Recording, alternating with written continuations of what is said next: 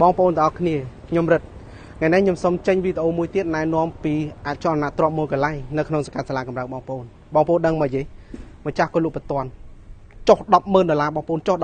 $10,000ដីក្បាល15ជំរឿ35 591ការ៉េមានហាងកាហ្វេមួយទៀតមកបងប្អូនជើងតាមខ្ញុំបងប្អូនឃើញទេនេះជាសំណង់ហាងកាហ្វេសំណង់នេះទំហំ10 x 12មកបងប្អូនមកតាមខ្ញុំ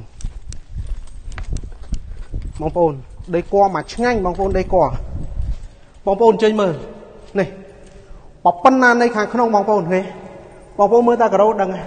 ការដីគួររបស់គាត់ផ្នែកខាងលើបាទស័ក្តិសមសម្រាប់បងប្អូនដែលកំពុងស្វែងរកដីឬស្វែងរកអាចលនៈទ្រព្យសម្រាប់បើកហាងកាហ្វេឬមួយក៏រេស្តូរ៉ង់បងប្អូនមកនេះខាងក្រោយផ្នែកខាងក្រោយនេះយើងមានបន្ទប់ទឹកហើយនឹងកន្លែងដែលយើងអាចធ្វើជាចក្រានបាននេះបងប្អូនចេញមើល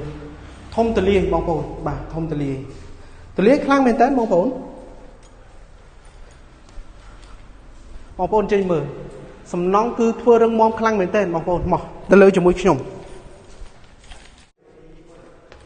បងប្អូននេះផ្នែកខាងលើបងប្អូនឃើញទេយើងអាចរៀបចំជាកន្លែងទទួលភ្ញៀវបានសម្រាប់ឲ្យភ្ញៀវអង្គុយលេងបាននេះបងប្អូនមើលធំទលាយមែនតើបាទបងប្អូនមើលការ design របស់គាត់ការដេករបស់គាត់គឺបែប unique ហ្មងបងប្អូន unique បងប្អូនមើលទៅខាងក្រោមស្អាតមែនតើស្រស់ស្អាតខ្លាំងមែនតើបងប្អូនសំណង់អាគារនៅថ្មីបងប្អូននៅថ្មីតោះបងប្អូនចង់ដឹងថាទីតាំងនៅកន្លែងណាខ្ញុំប្រាប់តោះអញ្ជើញមួយខ្ញុំបងប្អូននេះផ្នែកខាងមុខបងប្អូនចេញមើលខាងមុខនេះគឺទលាយខ្លាំងបងប្អូនទលាយខ្លាំងមែនតើបងប្អូនអាចរៀបចំដេកជាកន្លែងសម្រាប់អង្គុយលេងជាហាងកាហ្វេ outdoor អីគឺមកឆ្ងាញ់បងប្អូនមកឆ្ងាញ់បាទនេះបងប្អូន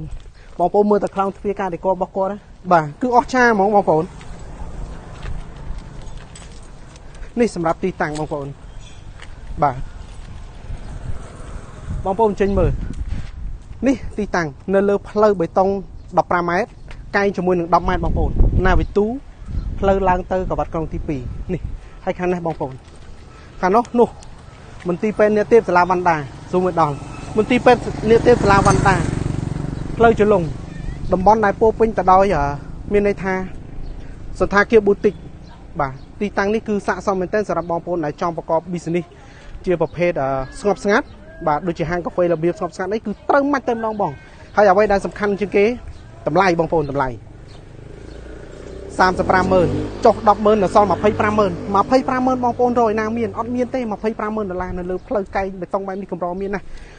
សង្កាត់សាលាកំណើតកណ្ដាលក្រុងសៀមរាបសម្រាប់ព័ត៌មានបន្ថែមបងប្អូនអាចតាក់ទងខ្ញុំបានរឹតតាមរយៈលេខទូរស័ព្ទខាងក្រោមអរគុណ